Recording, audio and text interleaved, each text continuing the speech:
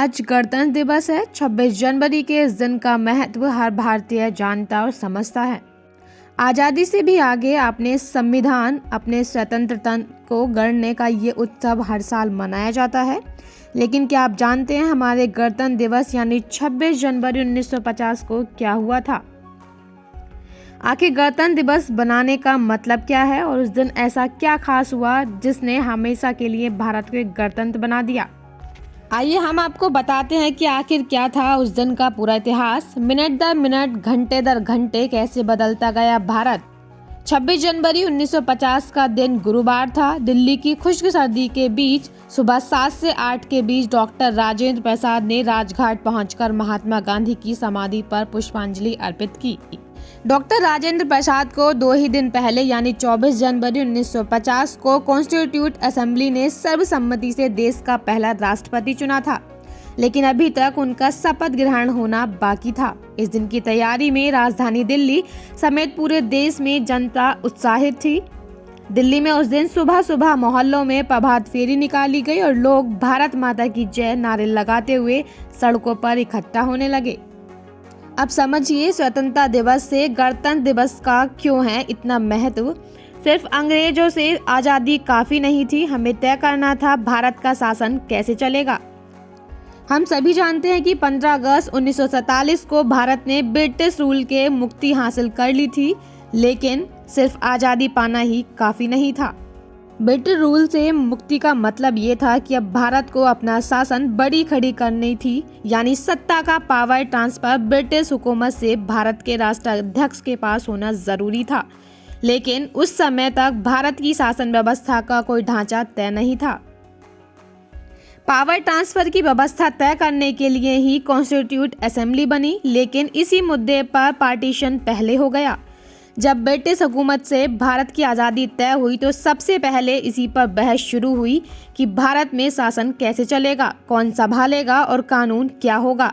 यह पूरी व्यवस्था तय करने के लिए कॉन्स्टिट्यूट असेंबली का चुनाव होना तय हुआ। 389 सदस्यों वाली असेंबली न सिर्फ संविधान बनाती बल्कि भारतीय सरकार का पूरा ढांचा तय करती। इन सदस्यों को प्रोविंशियल असेंबली के सदस्य चुनने वाले थे। अगस्त 1946 में इसकी 296 सीटों के लिए चुनाव हुए और 208 सीटें कांग्रेस ने जीती। मुस्लिम लीग को 73 सीटें मिली। मुस्लिम लीग ने इसी बात पर पूरी प्रक्रिया में असहयोग शुरू कर दिया। 9 दिसंबर 1946 को कॉन्स्टिट्यूट असेंबली की पहली बैठक हुई थी, लेकिन इस दौरान कुछ खास नहीं हो पाया। मुस्लिम लीग और कांग्रेस के मतभेदों के बाद भड़के सांप्रदायिक दंगों की वजह से वायसराय लॉर्ड माउंटबेटन ने 3 जून 1947 को घोषणा कर दी थी कि पहले तय प्रक्रिया के हिसाब से सत्ता हस्तांतरण नहीं हो पाएगा।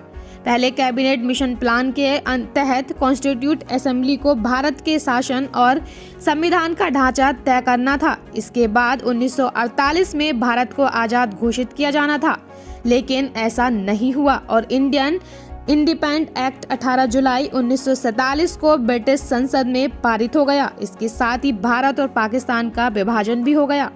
विभाजन की प्रक्रिया के बाद 15 अगस्त 1947 को भारत ने आज़ादी की घोषणा की। 15 अगस्त 1943 को भारत आज़ाद तो हो गया, लेकिन कानून अब तक ब्रिटिश ही चला रहा था। अंतर सिर्फ इतना था कि डोमिनियन के दर्जे के साथ अब ब्रिटिश वायसराय लॉर्ड माउंटबेटन की जगह भारतीय सी राजगोपालाचारी गवर्नर जनरल बन गए थे। लेकिन अभी सत्ता हस्तांतरण होना बाकी था। ब्रिटिश संसद की जगह कॉन्स्टिट्यूट असेंबली ने 14 अगस्त 1947 से ही काम शुरू कर दिया था। पूरे 2 साल 29 अगस्त को संविधान की ड्राफ्टिंग कमेटी का गठन कर दिया गया था।